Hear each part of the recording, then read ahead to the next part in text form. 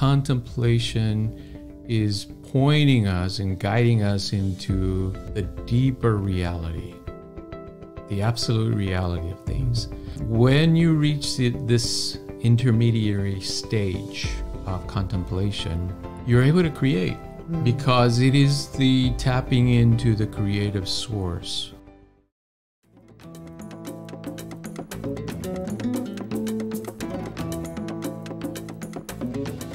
Hello, welcome to another episode of Soul Sessions with Creative Mind. I'm Deborah Burnt Maldonado. I'm here with Dr. Rob Maldonado. Good to be here. And we are so excited about our topic today, continuing our series on spiritual psychology. Yeah. We're talking about the power of contemplation today.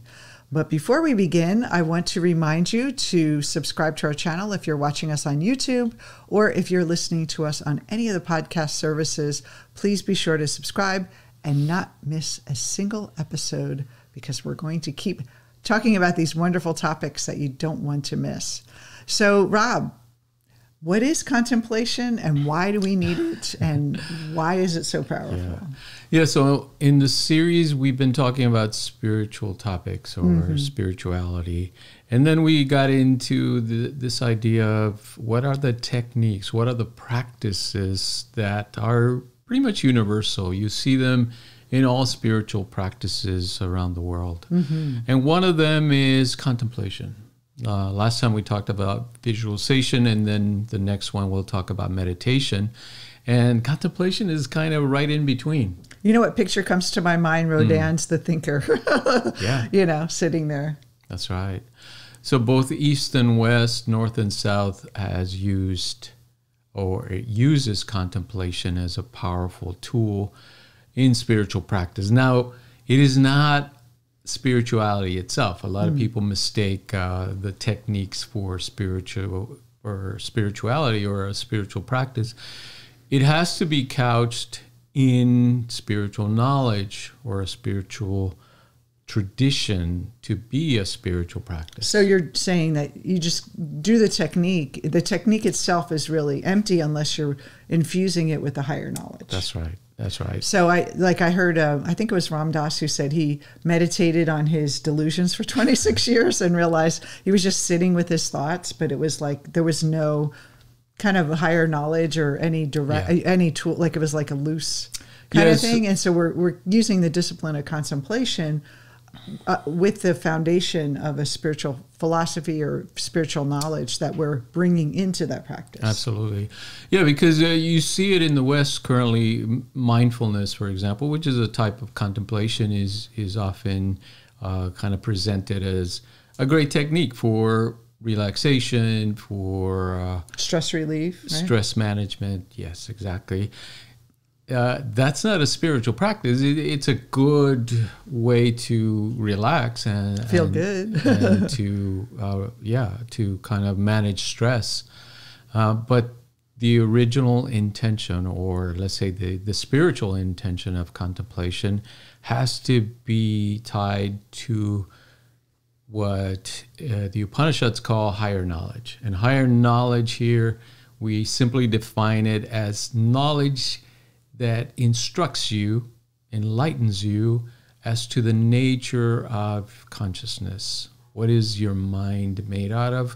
What is the universe made out of? As opposed to lower knowledge, which is studying psychology, studying science, studying brain waves, studying how to construct a building, physics, all those things. Higher knowledge is like, what is this realm that we're in? And why are we here, basically? The bigger questions, right? Yeah, what is the self? Who are you, and what is the nature of the self? So with that in mind, last time we broke down visualization into what is the brain doing, what is the mind doing, and what is the spirit doing, or what is the spiritual element in this. And the difference between the brain and the mind is simple. If we think about the brain as the hardware, right? And your computer is the casing and the wires and the glass and all that go into making up the hardware of the computer. That's your brain. The mind is the software that runs it, that gives you the information, that presents the interesting images and ideas of the computer, that's your mind. And so when we talk about contemplation, can we define that before we go into the elements? Yeah, so contemplation is an unfocused attention. Which is really weird because you think contemplation is you're really focused on something.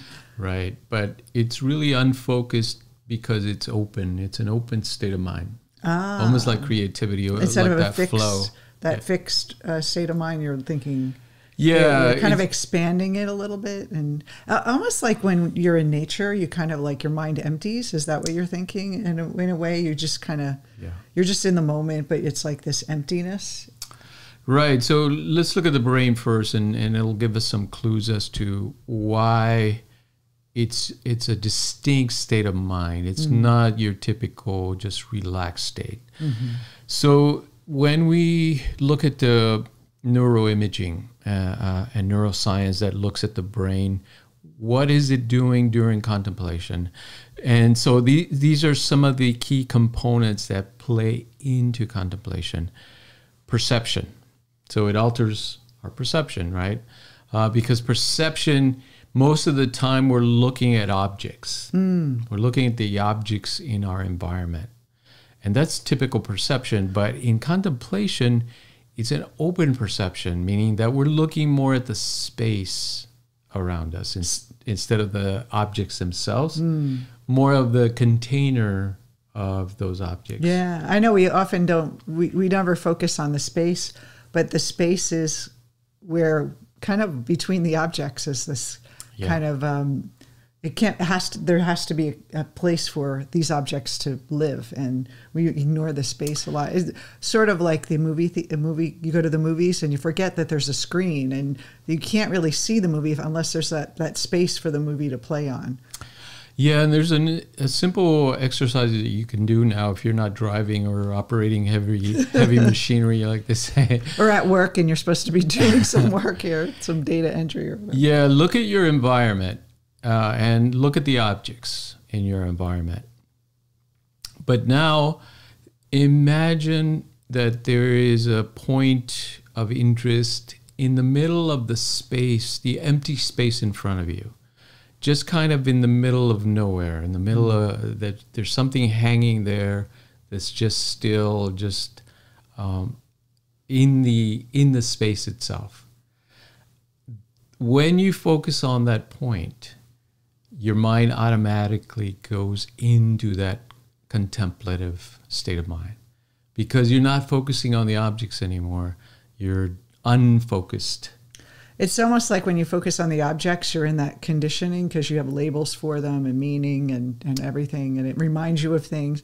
But when you're focused on the emptiness, there's no past to hook the conditioning in. So it's just the space. Yes. And so, wow, I know for me, when I do that, it feels so freeing, so freeing. Yes. So it's a simple technique that you can use to get into the contemplative mind. And one of the things you talked about with neuroscience that I found fascinating is that we only really can focus like on a thumb. You said there's like a thumb space. Like if you hold your thumb up, that's where only your attention goes, and everything else is just blurry, and we only focus on such a tiny place. So our brain is naturally able to do this and focus. We think we're focused on everything, but actually it's just focused on a little laser piece of what we see in the outside world. Absolutely. So some of the other factors that play into the neuroscience of contemplation: body awareness. That state of contemplation gives you a better sense of your body awareness, which means you can kind of sense where you are in the space that you're occupying. So you're more present in your body. You're more present in your body, exactly, and you're more able to be aware without hyper focusing. In other words, it is kind of that contradictory state of mind where you're focusing on the awareness, not so much the object. So you're not so much focused on your body, but on the space it's occupying. So it's like the energy, the subtle energy in our body that's empty. That's what we're actually bringing, but we're feeling our body's container, the container our body is in is this consciousness that's running through us. Yes. Ah, beautiful. It plays into pain tolerance. Now, can you imagine why? Right, if we're in a state of contemplation, why would it be a way to work with our level of pain tolerance? Well, I always see those monks that are able to like slow down their heart and able to, kind of cut through those blocks or whatever. There's some kind of mechanism in the mind where you're not identifying with the body and you're identifying with the space. So the body can only feel pain. The neurons and the brain and the physical heaviness and the skin. If you're not identifying with that, you won't identify with the pain. Would that be? That's right. That's right. And that pain is very subjective. If we hyper focus on it, and which is what the kind of the ordinary state of mind does, it wants to solve the problem, so it hyper focuses on the area that's in pain. But that increases the pain because we're paying attention to it intensely instead of that ability to pay attention without focusing on it. And I want to just say, like, this is different than disassociation. Yeah. Like disassociation is where like you're out of your body. This is like you're in your body, but you're focused on the awareness in the body versus focusing on the skin and all the other mechanisms. Regulation or emotional regulation. Now, these are deep centers of the brain, the amygdala, the limbic system, as it's called. These centers are very ancient. We share them with all mammals, and they regulate fear, anger, but also sensations of pleasure and euphoria. So these are very important centers, like reward centers that are part of these the limbic system. When we are in contemplation, we can regulate these things a lot better. We can regulate our emotions a lot better. Well, it's like the saying is that our natural state is joy and bliss. And so when we're focused on our thoughts, we're focused on our body, we're focused on objects, it creates the disturbance of that peace. So when we focus on nothing, we are actually accessing that bliss automatically. Is that kind of what you're saying with the emotional regulation in a way? Yes. Like that kind of kicks in that mechanism of we're accessing the bliss, which is the emptiness of objects and feeling automatically relaxed. The relaxation response is very powerful, and it plays into pain tolerance and emotional regulation. Introspection. Now, introspection is simply the ability to look inward. It increases our ability to look inward when we are in contemplation because it's kind of, again, that unfocused approach to our own mind. Well, the objects are distracting us and pulling us externally. So when we drop the objects, there's nowhere else to go but inward. Yeah.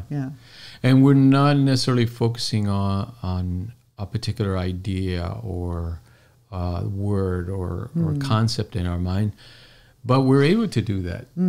That's the dichotomy right there, that we're able to focus but without hyper-focusing on it. In other words, we're able to pay attention, but we're paying attention to our attention more than just the object itself. Yeah, where the object can, like, again, create that conditioning, judgment, or whatever it is. And if we're empty and we're observing our own observation, it like removes us from that judgment and good or bad, right and wrong, pleasant or unpleasant. Yeah, and the last one I'll mention as far as the brain is the sense of self. Now, of course, this can be the ego, and for most people it is the ego, but in spiritual practices, the sense of self is meant to be the larger self, the true self, which is the awareness itself. So contemplation has been used as a stepping stone towards the realization of the true self.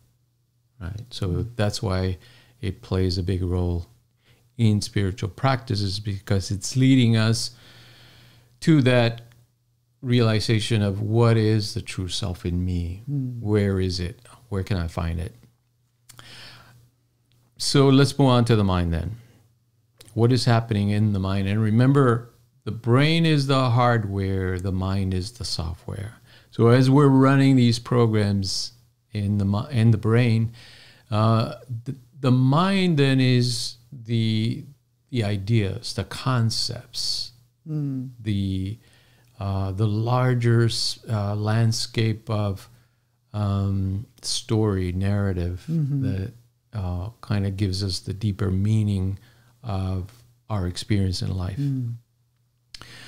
So in the West, we see people that go to monasteries, become monks, become hermits, isolate themselves in nature. They're thought to be living a contemplative life, right? Franciscan monks, Augustinian monks. Just gonna think about life. I'm not gonna do it. Yeah, they remove themselves from the normal activities of society, and like the householder, they would say, has a different. They have to have children and have a living and all those things, and the monks are. Yeah, they're in contemplation. They're in a continual, perpetual state of contemplation. Meaning they're in this kind of altered state all the time because they're reading their holy books or their practices, and then kind of going throughout their day, meditating, praying, chanting, being in this contemplative state of mind. And in the East, in the Upanishads particularly, it says, when you read higher knowledge, that is knowledge about the true nature of yourself, you first hear it. And what they mean is you hear it from the teacher or you read it. And you're just kind of getting it on an intellectual level. Yeah. That's right. You gain the insight. You're understanding what it's talking about. But it says, then you have to contemplate it. In other words, the contemplation is the next step to understanding. So but you said it's unfocused. So how does that I guess you hear something, and then when you're focusing on the emptiness, like this concept, it's like something that you can't really find intellectually, like that everything's one. So instead of looking at an object to focus on that, you focus on the emptiness of the idea of everything's one. And it's like this kind of bigger idea. Is that what you're saying? You're on the right track. So okay. here Jungian psychology helps us a little bit, because Jung was interested in the spiritual psychology. In other words, what's going on when people do this? What is happening in the mind? So he's saying, Jung says, what the state of contemplation, what it's doing is allowing the unconscious to participate in the ideas that you're bringing to the conscious mind. Yeah. And so a lot of people, the unconscious has the personal level, which is our conditioning, but we're talking about the bigger unconscious, like the container of our universal mind. The collective unconscious. Yeah. And so it's a powerful practice, because let's say you read it and you understand it from your personal point of view, of course. You're hearing like this idea that everything is one, okay. Makes sense intellectually perhaps, or you can understand it intellectually. But then in contemplation, you're allowing the unconscious to participate in you paying attention, this unfocused attention again, that allows the unconscious to participate in it. So I have a question. So this is sort of like when we have intuition, when we have creative impulses, like things that come to us that we don't know where we got them from. Would you say that state, like a lot of artists are in that state, they're kind of in that unfocused, because when you're doing art, drawing or singing or writing, like for me, I'm a writer, and I'm not thinking about anything specifically. It's like almost you're the stream of consciousness, and you're just kind of unfocused on the world, and you're just kind of in that state where the things are just flowing through you. Would you say that that's what you're talking about? I would say that's what Jung was talking about, yes. Later on, it became, for researchers, the state of flow. Oh, okay. Right, the creative flow. So yes, contemplation is definitely tied into that state of flow. So it's kind of the opposite of mindfulness, because mindfulness is that focused attention and just having you focus on the object, where contemplation is, it's like contemplating on nothing. It's like a show about nothing, just like that. Like it doesn't have guardrails to it, which actually opens up our creative impulses. Yeah, that's right. We're like in a deep level beyond our conditioned self, there's a creative force, and the contemplation it like gives room for that to be realized and heard. I love that.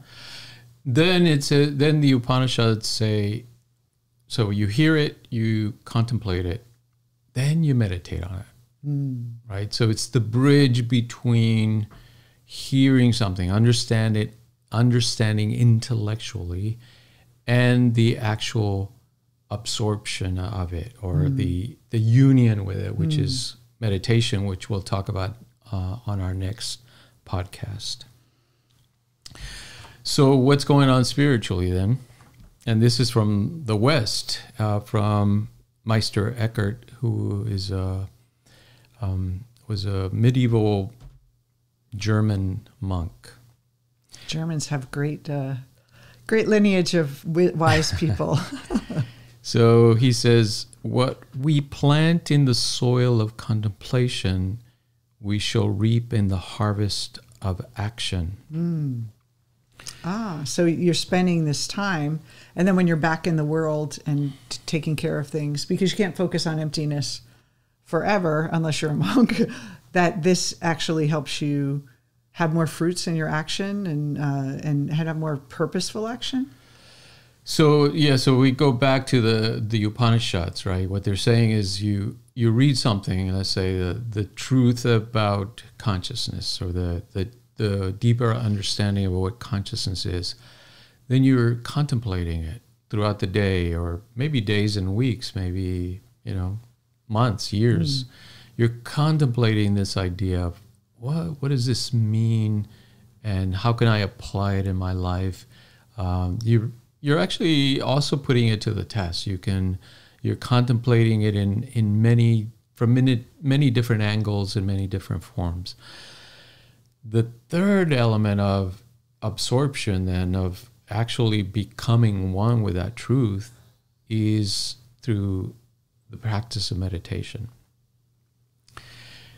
In the West, because of the focus wasn't so much on meditation, but on like an external creation, an external manifestation of it.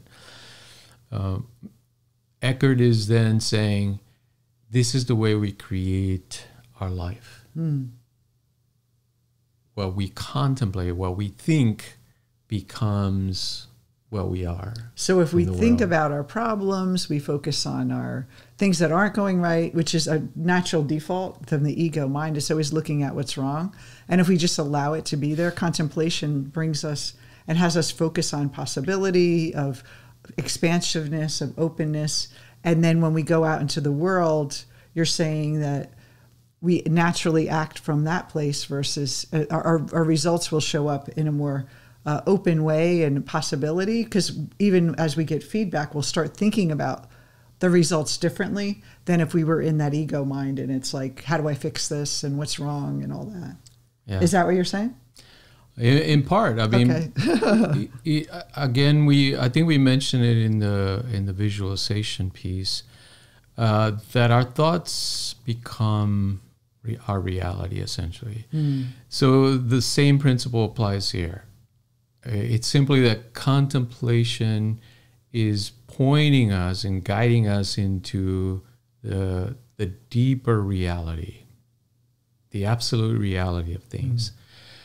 When you reach this intermediary stage of contemplation, you're able to create, because it is the tapping into the creative source what Jung called the collective unconscious, where ideas come from, where the archetypes reside. The Greeks called it the realm of the gods, essentially. It is where things are created. Archetypes means like the original idea of something. Where are those original ideas? In our psyche, in our mind, in the collective universal mind, the collective unconscious. As they come up through contemplation, then you're able to translate them into action, meaning into the way we show up in the world and the things we do in the world. This concept is also expressed in Buddhism. The Buddha states very clearly, your thoughts create your life. The way you think, and he's talking about this deeper thinking, of course, not just your random thoughts. This deeper intention of thinking, of contemplation, creates your life in a very intentional way. Well, you bring up a great point, because there's a distinction between what you're thinking, because a lot of people, and I know I was like, change your thoughts, change your life, think positive, but we're really talking about how we're thinking. And so we can either think through fear and limitation, and you have thoughts, but if it's couched in fear and limitation, like, oh, I want to create a love in my life, I want to create money in my life, or I want to create better health in my life, and we're doing it from that lower place, not including higher knowledge, we could be positive or think positive, but it's not going to have the same effect as if we see it from that higher perspective. And and it's really how we're thinking about life from that higher perspective. So it's like a level of thinking that's much more advanced, and which will actually reap more rewards because you're thinking about it in a different way. Not just your thoughts changing, but how you think about it. Yeah, it's thinking about things in a broader context, again, of what is it that I'm working with when I look at a thought, when I look at an emotion. If not buying into it and feeling afraid of it. Exactly. That would be the normal waking state of thinking, right? That we think of things as separate, as objects, as out there. Contemplation, you're bringing the spiritual awareness, the truer, deeper understanding of the ground of being, consciousness, into your thinking thoughts. That then creates a different reality for you. So can I ask an example? Because this comes up a lot. A lot of people, my clients, are often have a lot of anxious thoughts or obsessive thinking. We all can relate to that. We're worried about something. And then when we think about it, we're actually contemplating it, but it's not really true contemplation. We're just focused on, this kind of almost like we get caught up in it. So for someone to use this technique of contemplation with obsessive thinking, how would that look? Just like in real, just as an example. Would it be just depends what you're obsessing about, I guess. Well, I mean, you could be obsessing about spiritual growth, but more like obsessing about just like ego needs, where, when am I going to get paid? When am I going to find a partner? When am I going to, lose that 10 pounds? When am I going to, get my boss's acknowledgement? When am I going to get that promotion? When are my kids going to behave? That kind of like everyday stuff that our mind tends to just glue. It's like glue, like the ego just like sticks to and like it runs us. So contemplation would be not thinking about that, but thinking about that in a different way. Yeah, I would say then people are accidentally creating mishaps for themselves, negative outcomes, right? Accidents, traumas. That's the soil that they're planting the soil with worry and fear. Yes, and they keep getting worry and fear. Yes, not always, of course, because it requires kind of that true contemplative state. But if they accidentally get into a contemplative state and they're focused on thinking negative thoughts or negative outcomes, they're creating those things for themselves. Yeah. So when someone does have them, how can they use contemplation in a way to transcend those thinking? So this is what I would think, and then I would love to get your take on it. But So someone's obsessing about something and they just can't, it's like sticky, that stickiness.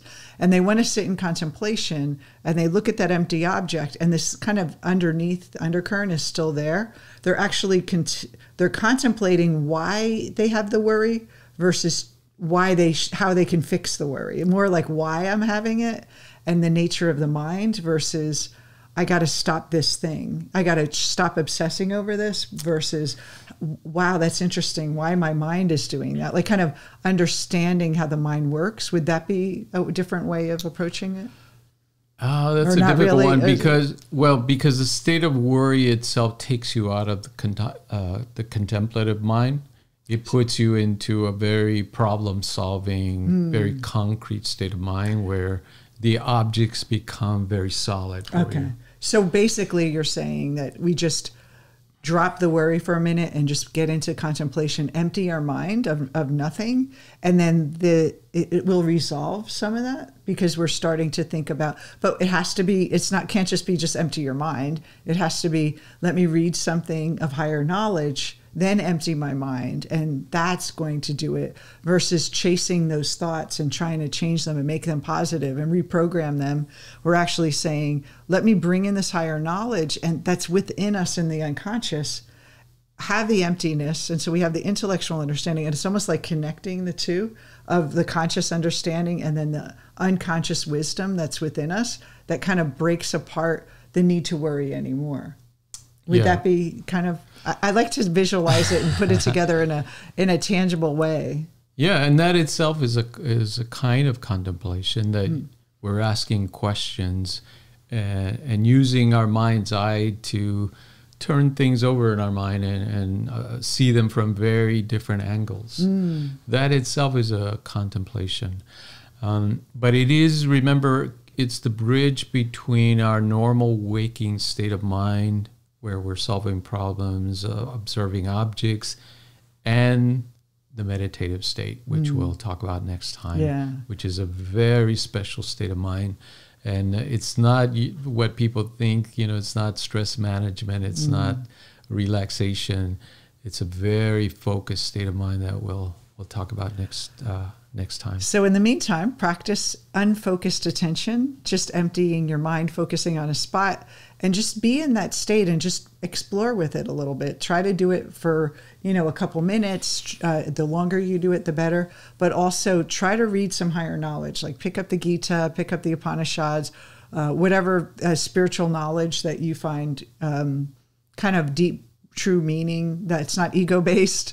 You're going to really just see a difference in just your sense of self and awareness. So, all right. Well, next week we're going to talk about meditation. I hope you join us. Don't forget to subscribe again. There's a button here in the corner.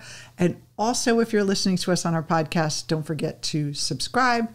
We are so excited to share this information with you, and we hope you have a great contemplative day.